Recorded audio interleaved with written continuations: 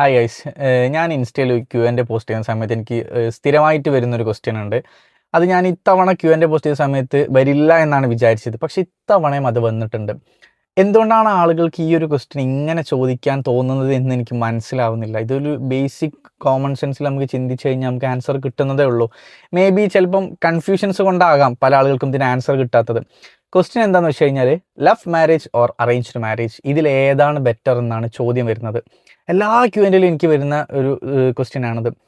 എടാ, love marriage ആണെങ്കിലും arranged marriage ആണെങ്കിലും അവരെങ്ങനെ ജീവിക്കുന്നു എന്നതിലാണ് കാര്യം. ലവ് മാരേജിന് പോസിറ്റീവ്സ് ഉണ്ട്, നെഗറ്റീവ്സ് ഉണ്ട്. അറേഞ്ച്ഡ് മാരേജിന് പോസിറ്റീവ്സ് ഉണ്ട്, നെഗറ്റീവ്സ് ഉണ്ട്.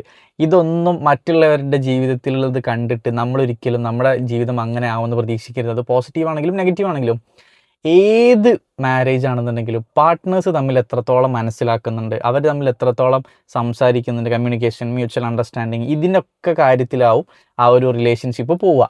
അതല്ലാതെ ലവ് മാരേജ് നടത്തിയ ആളുകൾ എപ്പോഴും എന്താ പറയുക പ്രശ്നത്തിലേക്ക് പോവും. ലവ് മാരേജ് ഒരിക്കലും കുറേ കാലം പോവില്ല, അങ്ങനെയൊന്നുമില്ല. അതേപോലെ തന്നെ അറേഞ്ച് മാരേജിന് കുറേ എതിർപ്പുകൾ പറയുന്ന ആളുകളുണ്ട്. ലവ് മാരേജിൽ കുറേ ആളുകൾ പറയുന്നത് എന്താണെന്ന് വെച്ച് കഴിഞ്ഞാൽ കല്യാണത്തിന് മുൻപുള്ള പ്രണയം ഒരിക്കലും കല്യാണത്തിന് ശേഷം കിട്ടാതെ വരും. അപ്പോൾ കുറേ ആളുകൾ എന്താ പറയുക പ്രശ്നത്തിലേക്ക് എത്തും. എല്ലാ ലവ് മാരേജും അങ്ങനെ പൊട്ടിപ്പൊളിയുന്നു. ഒരിക്കലും അല്ല. എല്ലാ ലവ് മാരേജും ഒരിക്കലും അങ്ങനെ വേർപിരിഞ്ഞു പോയിട്ടില്ല. എത്രയോ ആളുകൾ നല്ല രീതിയിൽ സ്റ്റാർട്ടിങ് മുതൽ വർഷങ്ങളോളം പ്രണയിച്ചിട്ട് കല്യാണത്തിന് ശേഷം മനോഹരമായിട്ട് ജീവിക്കുന്ന ഒരുപാട് പേരുണ്ട്. പേഴ്സണലി എനിക്ക് അറിയുന്ന ആളുകളുണ്ട്. പക്ഷേ അറേഞ്ച് മാരേജിലേക്ക് വരുന്ന സമയത്ത് കുറേ ആളുകൾ പറയുന്ന ഒരു കാര്യമാണ്, എങ്ങനെയാണ് യാതൊരു മുൻപരിചയം ഇല്ലാത്ത ഒരാളെ പെട്ടെന്ന് ഒരു ദിവസം കണ്ടുപോയി ഇഷ്ടപ്പെട്ടിട്ട് കല്യാണം കഴിഞ്ഞ് ഫ്യൂച്ചർ ഒരുമിച്ച് എങ്ങനെ ജീവിക്കും? ബ്രോ, അങ്ങനെ ജീവിച്ച് സക്സസ്ഫുൾ ലൈഫ് കൊണ്ടുപോകുന്ന ഒരുപാട് പേരുണ്ട്. സോ ഒന്നും മോശമാണ് എന്ന് നമുക്ക് അവകാശപ്പെടാൻ പറ്റില്ല. ലവ് മാരേജ് മോശമാണ് പറയാൻ പറ്റില്ല, അറേഞ്ച്ഡ് മാരേജ് മോശമാണ് പറയാൻ പറ്റില്ല. അത് അവരവർ ജീവിക്കുന്നതിനനുസരിച്ചുണ്ടാകും, അത് ഏത് തരം മാരേജ് ആണെന്നുണ്ടെങ്കിലും. പിന്നെ മറ്റൊരു കാര്യം മനസ്സിലാക്കേണ്ടത്, ഡിവോഴ്സ് നമ്മളെ നാട്ടിൽ ഇന്ന് കുറേ, എനിക്ക് കറക്റ്റ് അറിയുന്നില്ല, പക്ഷെ ഞാൻ കേട്ടതനുസരിച്ച് റിപ്പോർട്ട്സ് പറയുന്നത് ഡിവോഴ്സ് കൂടുന്നുണ്ടെന്നാ. എടാ, ഈ ഡിവോഴ്സ് കൂടാൻ പല കാരണങ്ങളും ഉണ്ട്. ഡിവോഴ്സ് എന്ന് പറയുന്നത് കുറേ ആളുകൾക്കൊരു തെറ്റിദ്ധാരണ എന്ന് പറയുന്നത്, ഇപ്പോൾ ഏതൊരു മാരേജ് ആണെങ്കിലും, ലവ് മാരേജിൽ ഡിവോഴ്സ് ആവുകയാണെന്നുണ്ടെങ്കിലും അറേഞ്ച്ഡ് മാരേജിൽ ഡിവോഴ്സ് സംഭവിക്കുകയാണെന്നുണ്ടെങ്കിലും കുറേ ആളുകൾ തെറ്റിദ്ധാരണ എന്താണെന്ന് വെച്ച് കഴിഞ്ഞാൽ പ്രശ്നമുണ്ടായിട്ട് അവർ ഡിവോഴ്സ് ആവുമെന്നാണ്. പക്ഷെ അങ്ങനെയൊന്നുമല്ല കേട്ടോ. ചില ആളുകൾക്ക് ഇനി അവർ മ്യൂച്വലി എടുക്കുന്ന ഒരു തീരുമാനമുണ്ട്, എന്ത്, നമ്മളിനി ഒരുമിച്ച് ജീവിച്ചിട്ട് കാര്യമില്ല, നമുക്ക് രണ്ടുപേർക്കും സെപ്പറേറ്റ് ആയിട്ട് അവരവരുടെ ജീവിതം പേഴ്സണലി ജീവിക്കാം എന്ന് പറഞ്ഞ് സെപ്പറേറ്റ് ആകുന്ന ആളുകളുണ്ട്. അത് അവർ ഒരുമിച്ച് ചിലപ്പോൾ അത് വളരെ സന്തോഷത്തോടെ എടുക്കുന്ന ഒരു തീരുമാനമാവും. അതൊരിക്കലും എല്ലാ ഡിവോഴ്സും പ്രശ്നം കൊണ്ട് എടുക്കുന്ന തീരുമാനങ്ങളോ അല്ലെങ്കിൽ എല്ലാ ഡിവോഴ്സും നമ്മൾ സങ്കടത്തിൻ്റെ പുറത്തോ ദേഷ്യത്തിൻ്റെ പുറത്തോ വാശിൻ്റെ പുറത്തോ എടുക്കുന്ന തീരുമാനമൊന്നുമല്ല. അത് അവർക്ക് രണ്ടു പേർക്കും ഓക്കെ ആണ് എന്ന് 100% മനസ്സുകൊണ്ട് ഉറപ്പിച്ചെടുക്കുന്ന എത്രയോ ഡിവോഴ്സുകളുണ്ട്.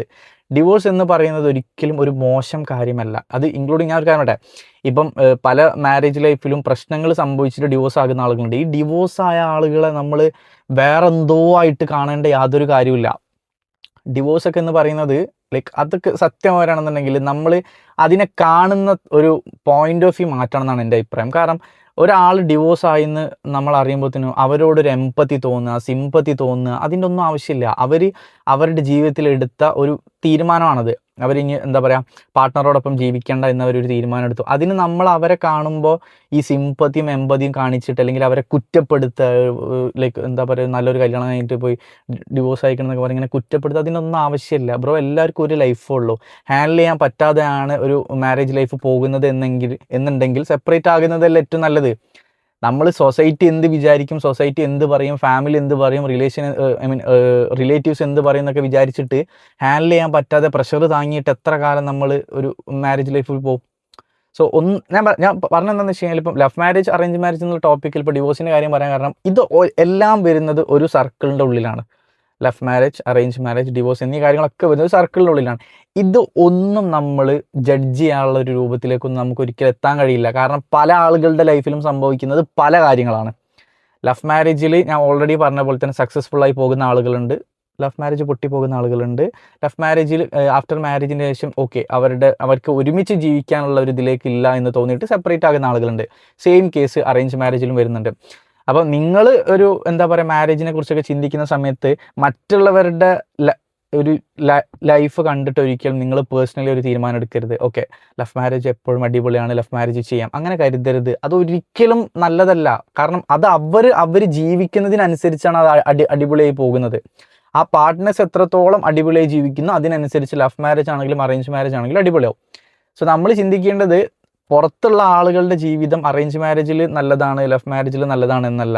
നമ്മൾ ഏത് മാരേജ് ചൂസ് ചെയ്യണമെന്നുണ്ടെങ്കിലും അത് നമ്മളെങ്ങനെ ജീവിക്കുന്നു എന്നതിലാണ് കാര്യം. സോ ഞാൻ പറഞ്ഞു വന്നത് എന്താണെന്ന് വെച്ച് കഴിഞ്ഞാൽ, ഈ ഒരു ചോദ്യം love marriage or arranged marriage ഏതാണ് ബെറ്റർ എന്ന് ചോദിച്ചു കഴിഞ്ഞാൽ രണ്ടും ബെറ്ററാണ്. അത് പാർട്ട്നേഴ്സ് എങ്ങനെ ജീവിക്കുന്നു എന്നതിൽ മാത്രമാണ് കാര്യം. അല്ലാതെ ഒരു കാറ്റഗറിയിൽ വരുന്ന ഒരു മാരേജ് നല്ലതും മറ്റൊരു കാറ്റഗറിയിൽ വരുന്ന മാരേജ് മോശമാണെന്ന് ഒരിക്കലും പറയാൻ പാടില്ല. സോ ഇനിയും ഈ ഒരു വീഡിയോ എത്ര പേര് കാണുമെന്ന് എനിക്കറിയില്ല. പക്ഷേ ഇങ്ങനെ ക്വസ്റ്റ്യൻ ചോദിക്കുന്ന ആളുകൾ തീർച്ചയായും ഈ ഒരു വീഡിയോ കാണണം. കാരണം റിപ്പീറ്റഡ്ലി ഇങ്ങനെ ഇതേ ക്വസ്റ്റ്യൻ വരുന്നത് കൊണ്ടാണ് ഞാനിതൊരു വീഡിയോ ആയിട്ട് ചെയ്തത്. അപ്പോൾ അത്രേ ഉള്ളൂ. നിങ്ങൾ മാരേജ് നോക്കുന്നുണ്ടെങ്കിൽ നിങ്ങൾ ലവ് മാരേജിനെ കുറിച്ച് ടെൻഷൻ അടിക്കേണ്ട, അറേഞ്ച് മാരേജിനെ കുറിച്ചും ടെൻഷൻ അടിക്കേണ്ട. നിങ്ങളെങ്ങനെ ജീവിക്കുന്നു എന്ന് മാത്രം നിങ്ങൾ ആലോചിച്ചാൽ മതി. ഓക്കെ.